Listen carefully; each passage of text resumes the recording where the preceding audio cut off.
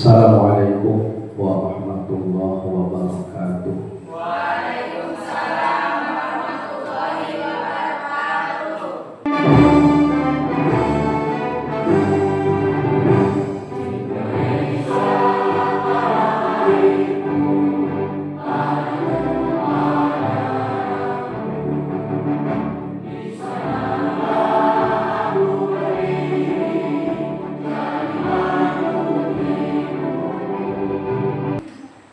Bismillahirrahmanirrahim. Assalamualaikum warahmatullahi wabarakatuh. Waalaikumsalam warahmatullahi wabarakatuh. Innal hamdalillah nahmaduhu wa nasta'inuhu wa nastaghfiruh wa na'udzu billahi min shururi anfusina wa min sayyiati a'malina may yahdihillahu fala mudilla lahu wa man yudlil fala hadiya lahu. Asyhadu an la ilaha illallah wa asyhadu anna Muhammadan abduhu wa rasuluh.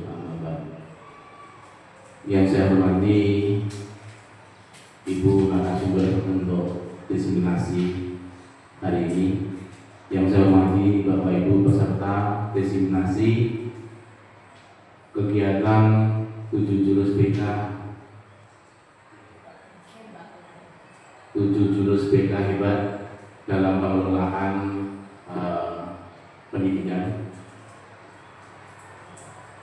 Yang pertama dan yang utama, marilah kita selalu panjatkan puji syukur kepada Allah Subhanahu wa taala yang telah melimpahkan rahmat, hidayah, inayahnya kepada kita semua dan memberikan kita nikmat sempat pada kesempatan kali ini sehingga kita bisa melaksanakan kegiatan ini, dan insya Allah nanti Allah memberikan kelancaran sampai akhir kegiatan ini.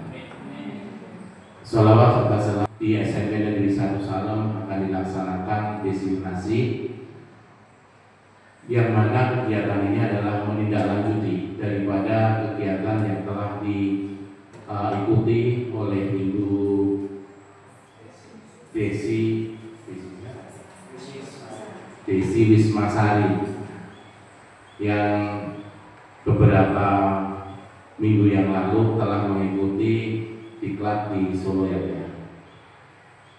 Bapak Ibu yang saya hormati, mudah-mudahan nanti apa yang disampaikan oleh beliau bisa menginspirasi kita, ilmunya bisa menginspirasi kita tertular sehingga kita mampu juga mengelola kelas kita seperti apa yang nanti narasumber sampaikan. Karena di sini tidak hanya seorang BK yang harus mampu mengelola kelas, mampu mengelola psikologi anak, tetapi kita sebagai guru harus mampu juga untuk mengelolanya dengan baik. Kalau istilahnya adalah yaitu manajemen kelas. Nah, di mana ketika kita sebagai seorang guru dihadapkan pada puluhan siswa yang berbeda-beda karakter, yang berbeda-beda latar belakang dan berbeda-beda kemampuan, nanti kita bisa mengelolanya dengan apa yang disampaikan sebagai tagnya, yaitu 7 jurus hebat. Nah, mudah-mudahan dengan jurus-jurus yang akan disampaikan nanti Bapak Ibu di dalam melaksanakan tugas di kelasnya nanti semakin sempurna dan juga akan mengubah image kita, yang mana biasanya kalau guru menghadapi siswa yang nakal atau siswa yang agak berbeda dengan yang lain, itu yang disampaikan atau yang biasa kita lakukan adalah mesti marah-marah dulu. Nah, ini harapannya. Bahagia, marilah kita bersama-sama menundukkan kepala, memohon kehadirat Allah Subhanahu wa taala. Semoga kegiatan diseminasi implementasi 7 jurus BK hebat pada hari ini senantiasa mendapatkan rahmat, ridho dan bimbingannya. Assalamualaikum warahmatullahi wabarakatuh. Waalaikumsalam warahmatullahi wabarakatuh. Ya, saya ucapkan terima kasih banyak kepada Bapak Ibu guru yang sudah berkenan hadir dan meluangkan waktu di sela-sela kesibukannya mengajar. Semoga apa yang saya sampaikan bermanfaat untuk Bapak Ibu guru semua.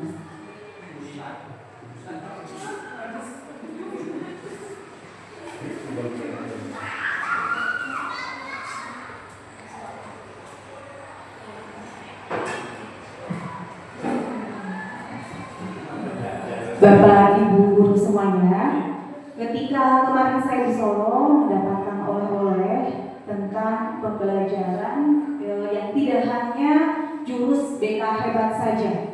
Mungkin terlihat dulu itu jurus BK hebat, namun di dalamnya itu tidak hanya untuk guru BK saja, namun untuk semua pihak sekolah, khususnya Bapak Ibu guru. Yang pertama dulu saya akan menyampaikan bahwa kemarin ketika diklat kami mendapatkan materi tentang memahami experiential learning dengan ARKA. Kata kuncinya, saya mendengar maka saya lupa, saya melihat maka saya ingat, saya mengerjakan maka saya memahami.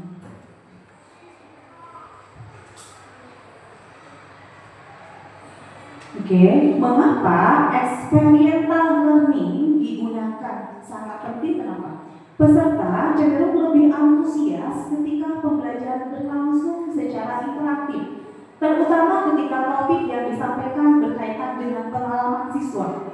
Oleh karena itu, sebagai guru, penting untuk memiliki keterampilan mengajar yang berbasis pengalaman, lebih menekankan pengalaman siswa yang dialami. Semakin banyak indera yang digunakan, maka semakin mudah materi tersebut diingat. Nah, saya jelaskan sekilas sebelum masuk poin inti 7 jurus BK hebat. Nah, ARKA apa saja sih ARKA? Nah, yang pertama, ARKA itu A-nya itu aktivitas. Kemudian R-nya refleksi, K-nya konsep, A aplikasi. Kita bisa lihat di sini, kelihatan Bapak Ibu? Nah, yang pertama adalah aktivitas. Pada bagian ini bisa dilakukan dengan permainan atau bercerita. Ajak murid untuk merasakan kesenangan dalam kelas dan tumbuhkan semangat. Nah, ini pertama kali kita lakukan kepada siswa ketika baru masuk kelas. Itu bisa dengan game, dengan speaking. Jadi tidak langsung kita membahas materi, tumbuhkan kesadaran dulu seperti yang disampaikan Umar dulu ya. Kesadaran dulu yang diutamakan. Kemudian yang kedua adalah refleksi. Pada bagian ini bisa dilakukan dengan merefleksikan pengalaman sehari-hari melalui pertanyaan ringan yang dikaitkan dengan materi dan permainan. Nah, kalau bisa ketika memberikan permainan itu games itu kita sesuaikan dengan materinya. Nah, selanjutnya ada konsep. Pada bagian ini barulah dilakukan pendalaman materi dengan membahas hasil refleksi. Maka secara langsung masuk ke dalam pelajaran. Nah, yang terakhir itu ada aplikasi.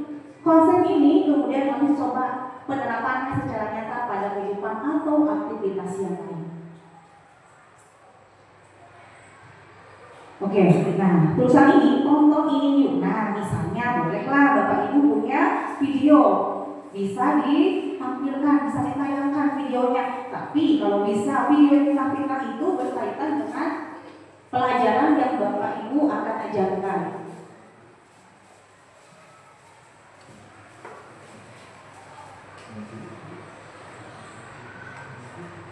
Oke, Bapak Ibu itu model yang saya terapkan ketika saya pembelajaran kemarin di Solo, dan saya sudah terapkan juga di beberapa kelas. Dan yang ini masuklah ke Ayo Belajar 7 Jurus BK Hebat. Mungkin terlihat misalnya BK, tetapi isinya tidak hanya untuk BK, untuk semuanya. Nah, di sini ada potensi, ada pola emosi, tumbuhkan resiliensi, ada jaga konsistensi, jalin koneksi, bangun kolaborasi, menata situasi. Oke, Bapak Ibu, saya jelaskan sekilas, karena kalau dijelaskan 7 jurus tidak akan cukup sehari, itu butuh 7 hari. Oke, jurus 1, kenali potensi.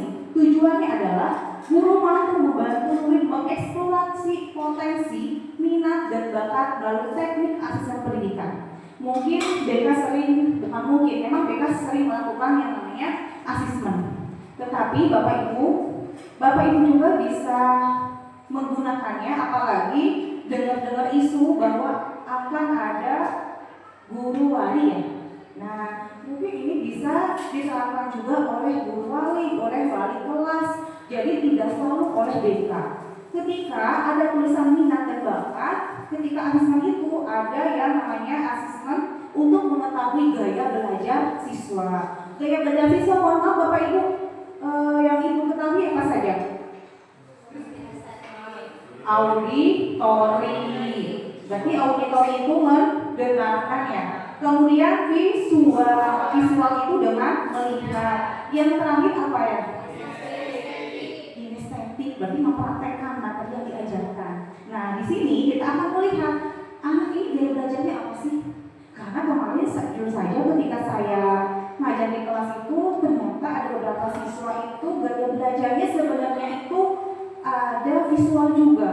Mungkin pas pelajaran itu mungkin karena keterbatasan teknologi yang lainnya hanya mendengarkan saja. Anak itu mengalami kesulitan.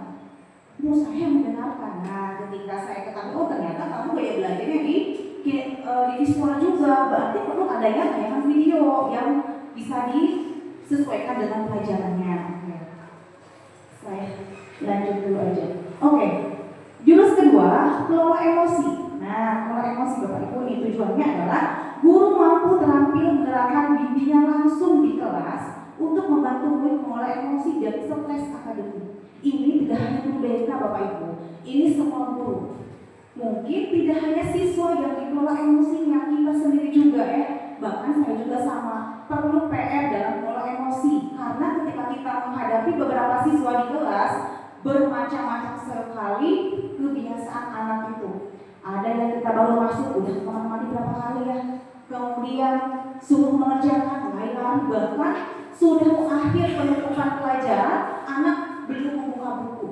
Nah, mungkin kita harus lebih teliti lagi dalam mengelola emosi. Jurus ketiga, tumbuhkan resiliensi. Nah, tujuannya adalah guru mampu membantu murid membentuk growth mindset yang menumbuhkan resiliensi atau daya juang sehingga mereka berkembang optimal pada aspek pribadi, sosial, akademik, dan karir. Ini pun tidak hanya untuk siswa Bapak Ibu, kita pun perlu adanya growth mindset. Jujur saya juga mungkin tadinya fixed mindset, bisa nggak ya? Bisa nggak ya? Tapi coba menumbuhkan growth mindset. Growth mindset itu pikiran yang berkembang, di mana kita diharapkan bisa berpikir lebih maju. Kemudian jurus yang keempat, jaga konsistensi. Tujuannya adalah guru mampu mengembangkan kebiasaan karakter positif kepada murid yang dikembangkan berdasarkan nilai agama, budaya, dan bangsa. Jurus yang kelima, jalin koneksi. Tujuannya adalah guru mampu menjalin koneksi dan melakukan komunikasi, empati dalam upaya memberikan dukungan awal ke sesuai kebutuhan psikososialnya. Nah, jurus yang keenam, kolaborasi.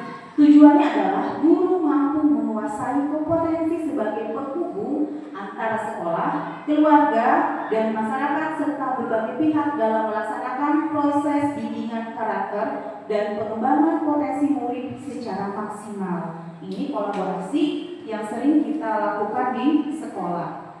Nah, yang terakhir, jurus ke-7, menata situasi. Tujuannya adalah guru mampu mengoptimalkan seluruh ekosistem sekolah dalam menciptakan iklim sekolah yang aman, nyaman, dan menyenangkan. Tidak hanya aman ya Bapak Ibu, terus BK Hebat yang tadi saya sepil sedikit, itu hanya pengantarnya saja.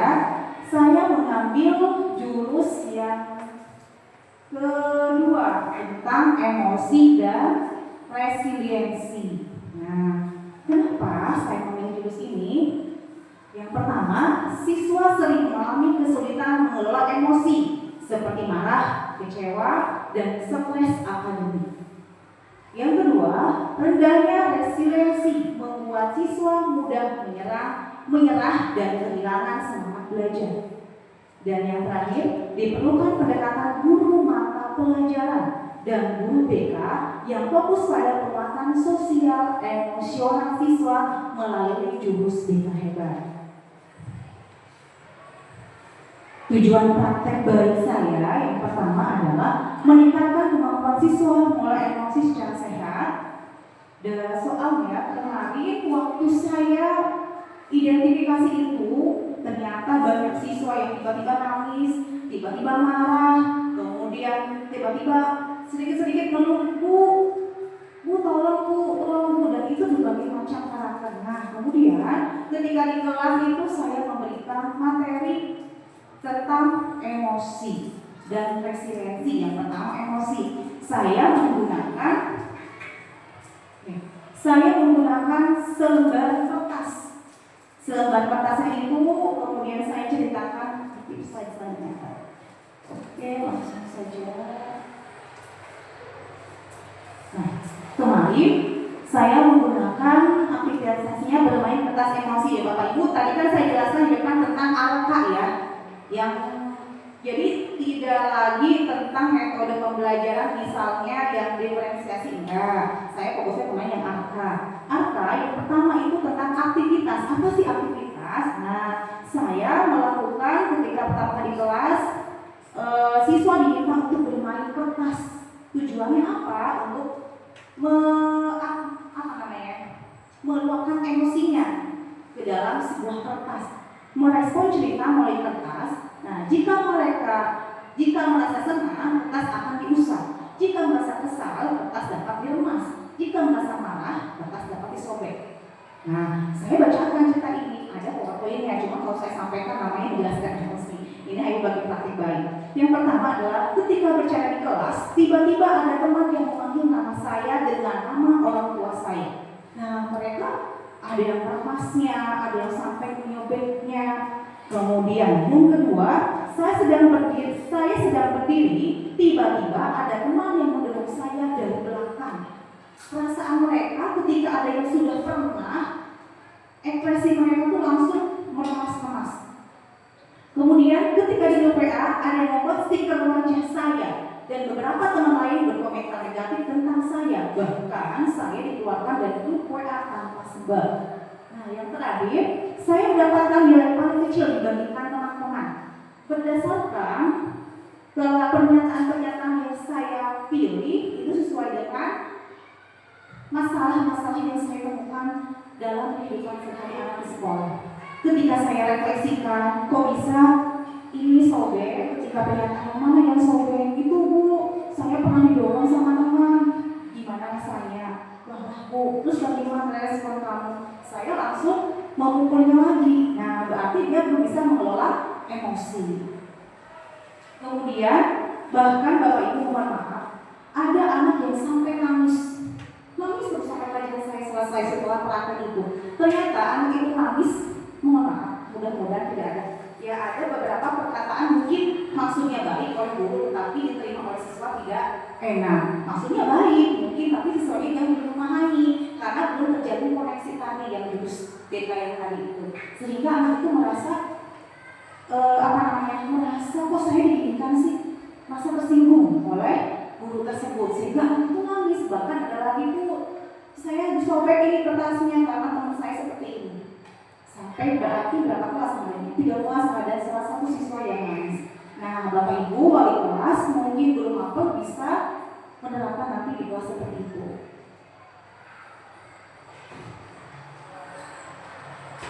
Oke, refleksi menggali makna di balik permainan kertas. Konsepnya tadi aktivitas yang sudah ya, permainan kertas tadi aktivitasnya. Kemudian refleksinya tadi menggali makna di balik permainan kertas. Yang konsepnya aplikasi teori. Maaf, tipe saya ya. Mungkin semalam ya.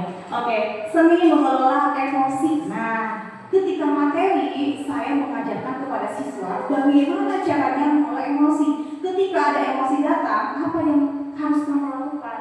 Berarti emosi datang, dijeda dulu. Dijedanya dengan teknik stress management dan mindfulness. Ya, jadi anak dilatih tenang dulu, kemudian tarik nafas dulu, menyadari dulu emosi yang dia hadapi saat itu apa. Emosi senang, marah, sedih, atau kecewa. Nah, setelah itu baru ada tindakan. Yang diharapkan tindakan itu tindakan yang positif, bukan tindakan yang dia harus melawan. Dia tindakan kalau bisa tindakan yang asertif, berani mengatakan tidak, berani bersikap tegas. Kemudian setelah itu masuk pada aplikasi dalam kehidupan sehari-hari membuat fase emosi. Ya, membuat hasil juga kemarin. Ada medianya kartu emosi, video singkat, gambar kertas, puzzle emosi. Ini yang kemarin saya praktekkan. Nah, kemudian jurus menumbuhkan resiliensi. Tadi emosi ya, karena saya mempraktekkan 2 jurus. Yang selanjutnya adalah jurus menumbuhkan resiliensi. Nah, yang pertama adalah aktivitasnya SDG membuat menara dari kartu premi. Ya Allah, ini tipe lagi ya. Bukan resmi, tapi kartu remi. Tahu ya Bapak Ibu kartu remi? Nah, ketika di kelas saya mengerahkan anak-anak dibuat kelompok itu ada sekitar 5 kelompok. Di dalam kelompok itu setiap kelompoknya membuat menara dari kartu remi. Nanti saya tampilkan contohnya. Nah, dari situ ternyata anak-anak sadar, oh iya Bu, kenapa dia bisa tinggi dia menaranya, kok saya nggak bisa bagus-bagus menaranya. Ternyata setelah dievaluasi, mereka setiap kelompok mengevaluasi, iya Bu, kami belum kerjasama, kami gampang menyerah, udah biarin. Ternyata kelompok yang sudah tinggi itu ada daya juang yang tinggi. Daya juang yang tinggi kan termasuk resiliensi. Nah, itu anak-anak bisa memahami langsung. Konsepnya aplikasi teori emosi. Oke, aplikasinya dalam kehidupan sehari-hari membuat hasil emosi, menumbuhkan resiliensi, grow mindset, teknik burger pada konseling individu. Kemarin tindak lanjut saya dari resiliensi di kelas karena ketika refleksi ada beberapa siswa yang mengatakan, Bu, saya merasa fixed mindset. Fixed mindset itu pikiran yang tetap.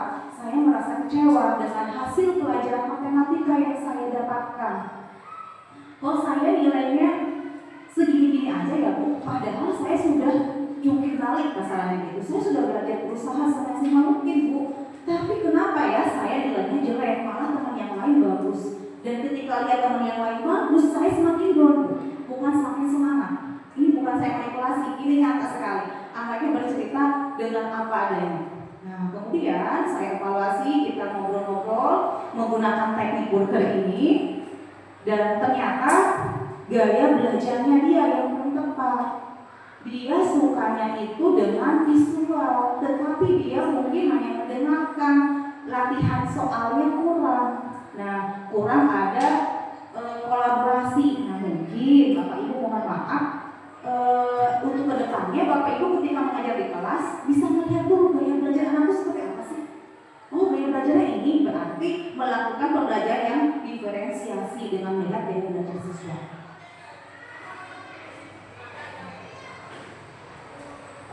Oke, inovasi dan nilai tambahnya, integrasi prinsip sosial emotional learning. Kemudian metode reflektif, mindfulness dan permainan ekspresi. Kemudian partisipasi aktif siswa dengan guru dalam kegiatan. Hasil dan dampaknya, siswa lebih terbuka dan mampu mengekspresikan emosi dengan tepat. Penurunan konflik antar siswa di kelas, meningkatkan motivasi dan rasa percaya diri dalam belajar. Kemudian guru lain tertarik mengadaptasi kegiatan halamannya. Bapak Ibu bisa menerapkan pelajaran sesuai dengan gaya belajar siswa. Nah, evaluasi dan refleksi, observasi perubahan perilaku siswa, kemudian refleksi tertulis dan umpan balik dari siswa. Diskusi sejawat untuk menilai keberhasilan kegiatan.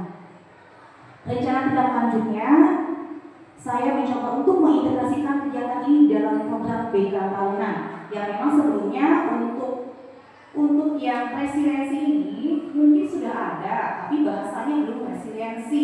Nah, saya mencoba untuk membuat di dalam program BK tahunan, kemudian membentuk kelompok sahabat resilient, ya, berarti sahabat yang memang anak itu punya jiwa-jiwa yang kuat, tidak cepat down, tidak gampang menyerah. Nah, hal ini mungkin bisa ditularkan oleh teman-teman yang lain.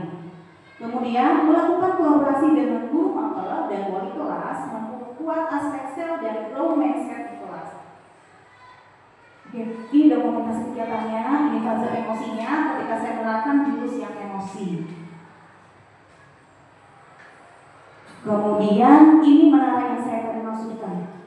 Ada diskusi, ada refleksi dan diskusi.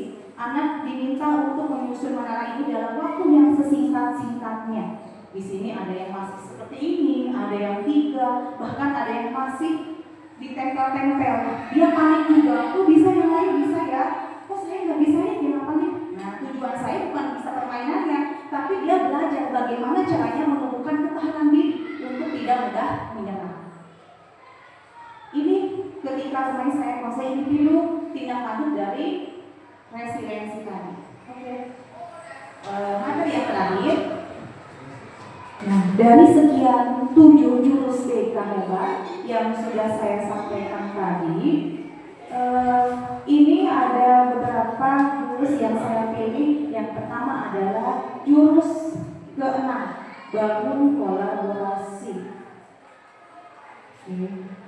Nah, berkolaborasi yang pertama adalah, Bapak Ibu, sebelum masuk materi yang paling sesungguhnya, maju, mundur, maju, maju, maju, mundur, mundur. Oke, sekarang yang sebaliknya ya. A, B, C, D sebaliknya, maju, maju, maju, maju.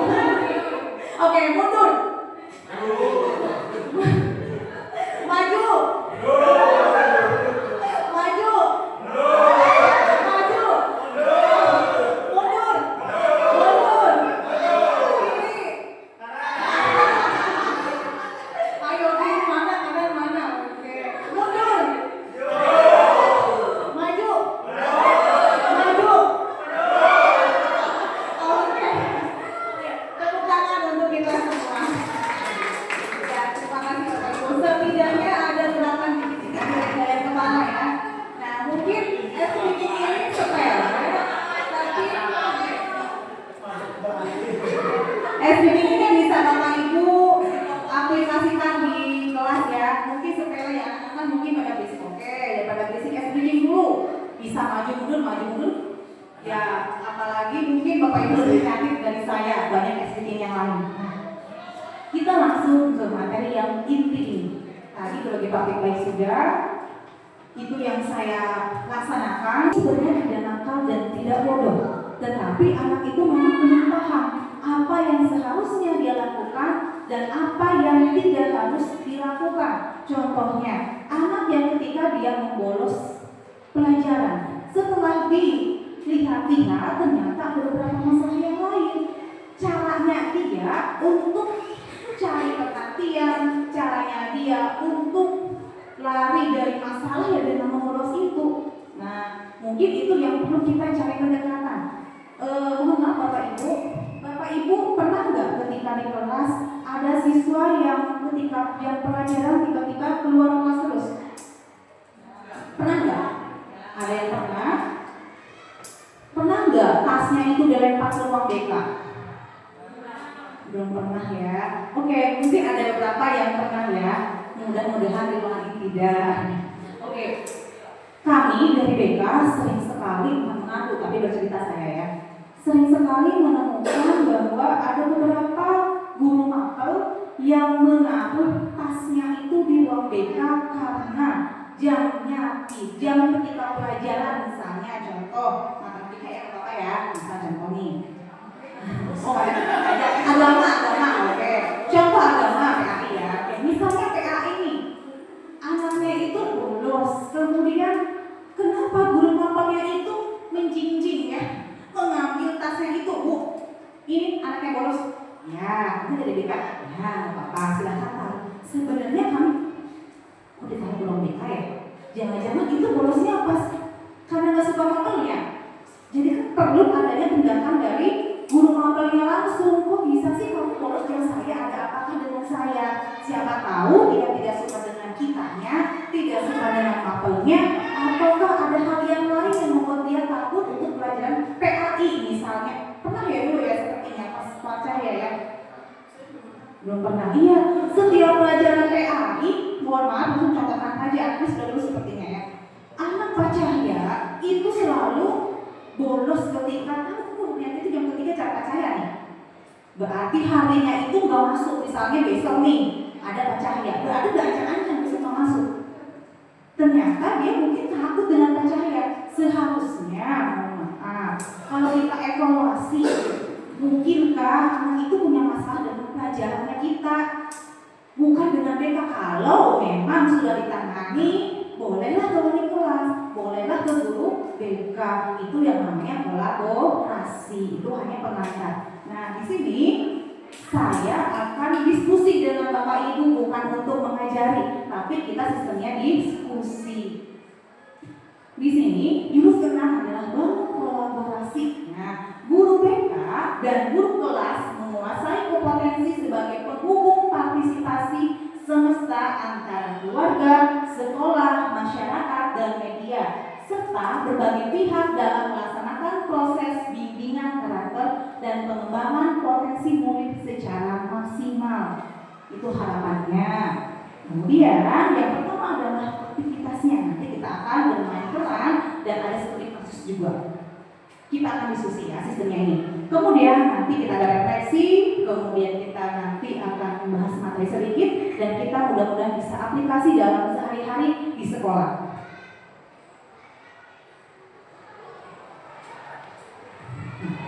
Di sini terus di sini juga. Selamat datang. 1, 2, 3.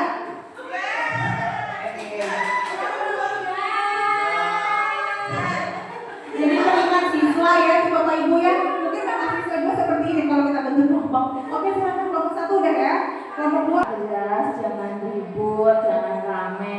Nah, belajar dari pengalaman yang kemarin saja. Kemarin kan anak tersebut tidak bisa dinasehati cara baik-baik. Bagaimana kalau kita kasih konsekuensi kalau misalnya anak tersebut tetap tidak membersihkan kelasnya, kita kasih konsekuensi dengan cara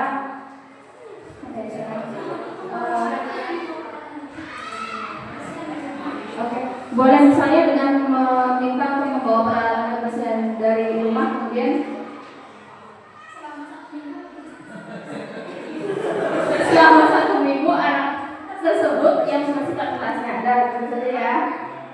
Ada lagi Bapak sekolah belum selesai juga, mungkin butuh karena ada pendampingan psikolog, undang pihak luar sini. Jadi kita di sekolah tidak bisa berdiri sendiri, harus ada kolaborasi. Nah, di sini ada peran guru BK dan guru kelas. Yang pertama adalah guru kelas. Peran ini yang paling penting Bapak Ibu. Sabar ya Bapak Ibu ya, bukan lagi ya. Oke, misalnya di sini ada murid bermasalah. Nah, murid bermasalah, harapannya ke sini. Misalnya masalahnya adalah kehadiran. Kehadiran apa yang harus dilakukan? Cari dulu bukti kehadiran dari tata tertib dari kesiswaan. Tata tertib itu tidak selalu oleh guru BK ya. Guru BK hanya ingin mengetahui bagaimana sih permasalahan anak di kelas, apakah selalu hadir atau tidak. Hanya sebagai acuan. Tugas utamanya sebenarnya wali kelas. Wali kelas harus tahu anak didiknya setiap hari masuk atau tidak. Kalau misalnya wali kelas sudah tahu, bisa melaporkan ke guru BK boleh, ke wali kesiswaan boleh untuk tindak lanjut. Kemudian murid mendapatkan bimbingan. Nah, ada lagi di sini masalah bimbingan atau masalah lainnya. Bolehlah kita panggil guru kelas, guru mapel, orang tua, wali kelas, TU mungkin anak ini suka TU ya. Misal satpam, anak ini suka bolos nih di kantin kelompok. Nah, kemudian tukang kebun misalnya menjumpai atau masyarakat yang lainnya. Ini adalah sumber-sumbernya. Referensi berarti sumber-sumber anak ini tidak masuk. Kemudian di sini murid mendapatkan bimbingannya bagaimana, oleh siapa nih ketika murid misalnya masalah kehadiran. Yang pertama adalah bimbingan oleh wali kelas, nah, guru kelas atau tim kesiswaan. Misalnya anak itu tidak masuk pas pelajarannya, misal pelajaran agama tadi, berarti guru agama langsung yang harus melakukan pendekatan. Setelah itu baru dengan wali kelas, baru dengan guru BK. Nanti oleh guru BK langsung oleh guru BK. Selanjutnya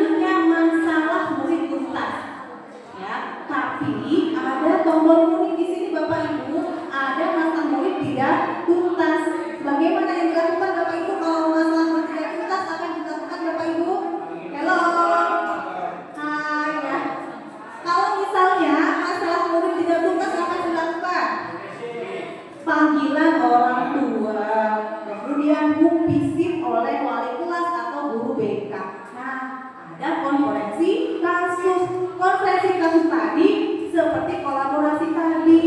Siapa saja yang diundang? Ya ini ada guru mapel, pelajaran pagi nggak masuk terus bu anak ini. Pak guru mapelnya dipanggil, kemudian wali kelasnya ada, guru BK-nya ada. Ya, misal cukup hanya 3 orang saja ya sudah. Wah ternyata perlu peranan yang lain nih, perlu keislaan ya udah mahasiswaannya. Oh ternyata nggak tuntas nih, harus ada kepala sekolah. Gitu ya Bapak Ibu ya. Kemudian, nah di sini ada referral ke ahli terkait. Kalau masalah di sekolah tidak bisa ditangani, kita membutuhkan tangan orang lain di luar sekolah, baru kita referral. Misalnya ada masalah narkoba, amit-amit jangan sampai ya. Nah berarti kita tidak bisa ke langsung kriminal, harus ke ranah polisian. Oke, kemudian di sini ada lagi masalahnya. Masa tidak tuntas ada ini bisa masalah akademik. Tadi kan kehadiran. Di sini ada mungkin bermasalah akademik. Masalah akademik atau hasil belajar. Referensinya siapa? Guru mapel. Kemudian ada legal ya. Kemudian rekapitulasi menilai murid. Berarti kita harus tahu dulu perkembangan ngomong Bapak Ibu ternyata ada wali murid yang datang ke saya. Saya kaget, senang dan kaget ya. Senangnya ada wali murid yang peduli ke anaknya, sangat peduli. Saking pedulinya, wali murid ini sangat bingung, kok bisa ya anak saya turun prestasinya. Tapi beliau membandingkannya antara kelas 7 dengan kelas 8. Seharusnya yang dibandingkan adalah nilai ketika kelas 7-nya ya, prosesnya. Bukan dia membandingkan peringkatnya dengan teman-teman. Waktu kelas 7 dia juara 3. Tetapi kelas 8 dia juara 10. Orang tuanya merasa nggak nyaman, merasa nggak, kok aneh sih anak saya kok bisa prestasinya tuh. Ternyata setelah saya cek nilainya, kelas 7 nilainya bagus, kelas 8 pun ada peningkatan. Tetapi kebetulan anak itu berada di kelas yang anaknya pinter. Nah, anaknya unggul, ya kelasnya unggul, jadi dia merasa jadi dia peringkatnya turun. Bapak Ibu, ternyata anak itu bukan masalah bodoh atau bagaimana, tetapi memang kelasnya itu memang pinter-pinter sehingga bukan pelajarannya, bukan nilai hasil belajarnya yang rendah, bukan yang turun, tapi memang kalau diperingkatkan tidak seperti kelas 7. Di kelas 7 mungkin anak-anaknya bisa lebih mudah untuk prestasinya lebih rendah dibandingkan kelas 8. Nah, kemudian mau mendapatkan bimbingan. Bimbingannya oleh siapa nih? Kalau misalnya anak nggak tuntas nilainya, otomatis oleh remedial, oleh guru mapel, pemantauan guru atau wali kelas, bimbingan belajar oleh guru BK, konseling oleh guru BK. Masalah tuntas. Nah, kalau masalah tuntas ya sudah cukup. Tetapi kalau masalahnya tidak tuntas, ya kesini lagi larinya. Kalau ini nggak tuntas juga, ternyata dia misalnya ada kesulitan untuk membaca. Berarti udah artinya inklusi ya, kalau kita membaca. Di kita misalnya itu benar-benar nggak bisa membedakan, ya pokoknya nggak bisa tulis sama sekali. Berarti harus ada ranahnya ke sekolah yang lain atau seperti apa, ada referral, itu ada orang tua dan lain sebagainya. Bagaimana Bapak Ibu bisa dipahami?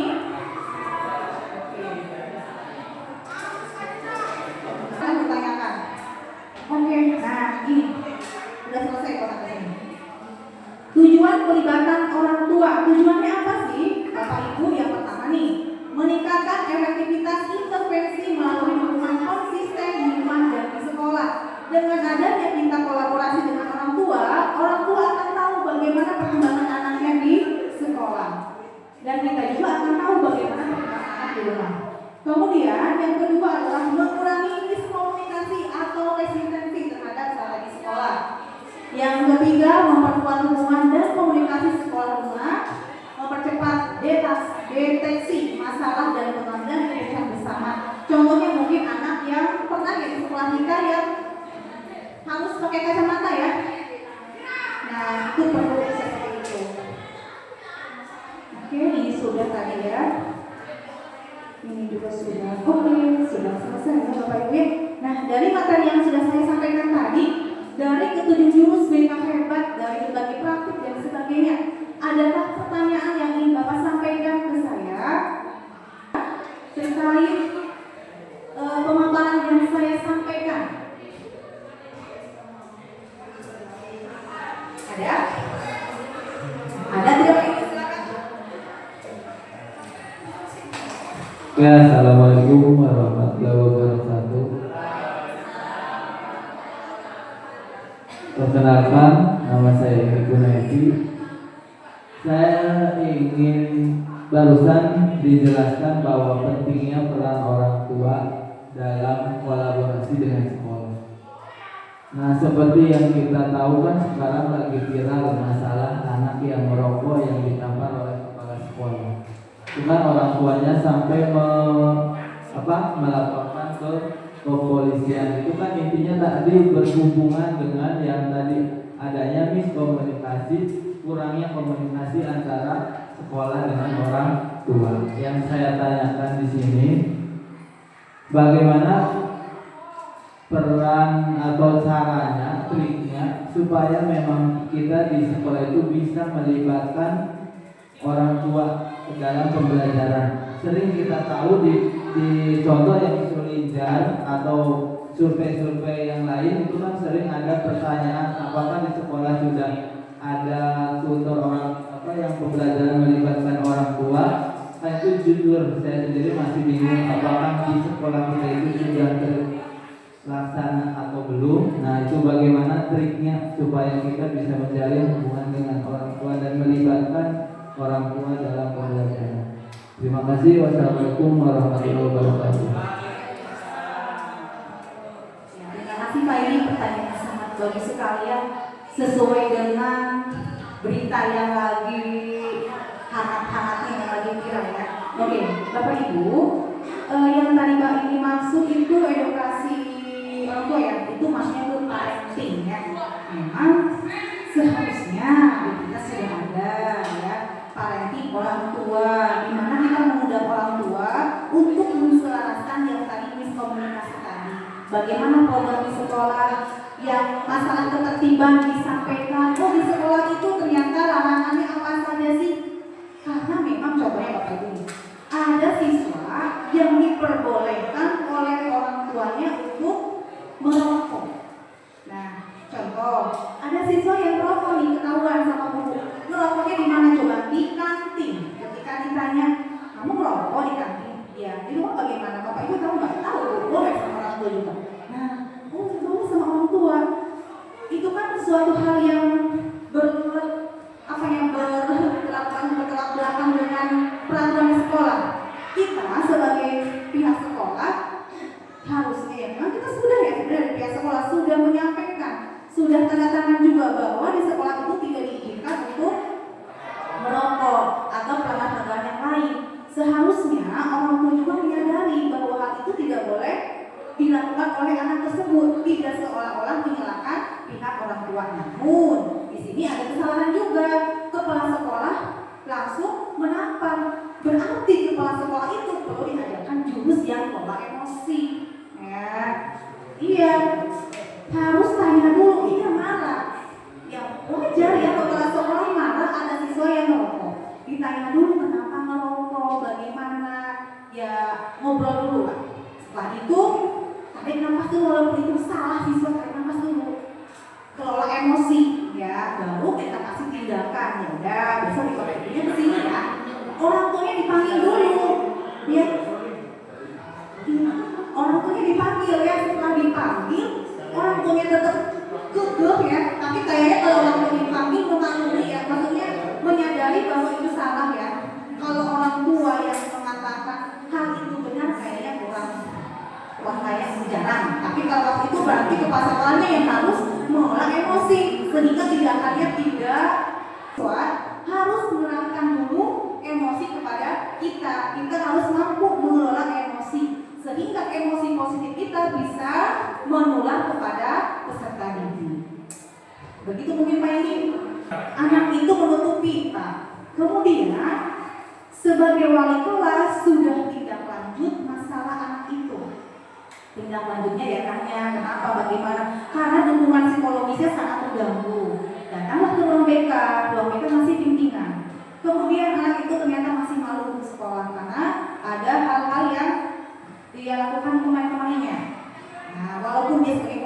tapi dia malu karena sudah seperti itu. Kemudian orang tua itu datanglah ke pihak sekolah. Pak, ini bagaimana anak saya mau sekolah karena ini. Nah, kita ada kolaborasi dengan kepala sekolah dan orang tua. Kemudian Pak, di akhir cerita ada pihak apa yang namanya perlindungan anak yang telepon saya. Langsung telepon saya, Bu, mohon maaf ini dengan guru BK-nya atas nama si ayah. Oh iya Bu, bagaimana? Saya kaget ya. Ternyata di sana itu udah langsung ranah polisi. Di rumah udah ada pihak orang lain karena sekolah tidak bisa menangani Pak. Ada pihak orang lain, referalnya orang polisi datang ke rumah, kemudian anak ini kayak gitu psikologisnya karena sudah masuk ranah hukum. Data anak ini sudah termasuk perlindungan anak. Jadi dari mana ya, Cilacap atau mana itu? Nah, kemudian itu pihak psikolognya datang juga. Jadi ada beberapa pihak terkait, gitu Pak. Itu yang namanya referral itu tergantung masalahnya. Ke kepala sekolah pun tergantung Pak. Itu hanya sebagai arahan saja.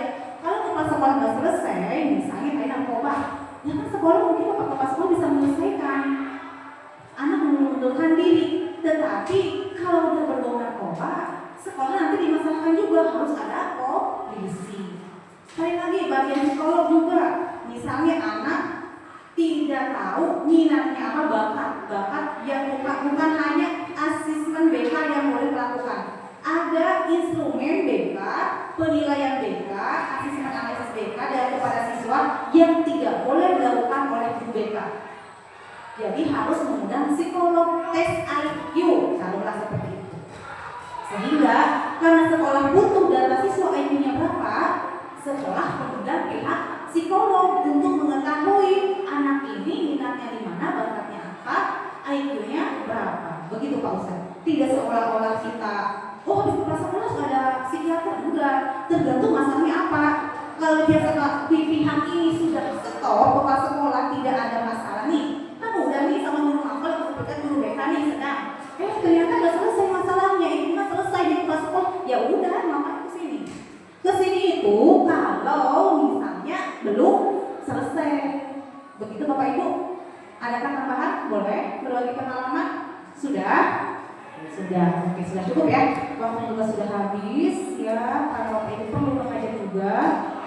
Ya demikian pemaparan dari saya. Semoga apa yang saya sampaikan bisa bermanfaat untuk Bapak Ibu semuanya. Mungkin di lain waktu kita bolehlah berdiskusi karena saya juga mendapatkan materi. Perlu ada timbal balik. Oh ya, bagaimana Pak ini? Ada pertanyaan? Sudah, saya pertanyaan kok enggak? Ya. Oke, perlu adanya timbal balik dari Bapak Ibu dalam arti kita perlu lanjut diskusi terkait jurus-jurus BK yang belum saya paparkan. Mungkin saya belum bisa memaparkan di sini, mungkin kita bisa berdiskusi di lain waktu secara kelompok atau secara tatap muka dengan wali kelas atau guru mapel. Ini Bapak Ibu ya. Mohon maaf jika selama saya memaparkan materi kurang sopan bahkan sampai seluruh di depan tadi ya lesehan, mohon maaf ya. Terima kasih banyak atas partisipasinya, mungkin akan disampaikan oleh Bapak MC selanjutnya. Oke, wassalamualaikum warahmatullahi wabarakatuh. Waalaikumsalam. Untuk pertanyaannya, terima kasih atas segala perhatian, maaf atas segala kekurangan. Assalamualaikum warahmatullahi wabarakatuh. Selanjutnya foto bersama.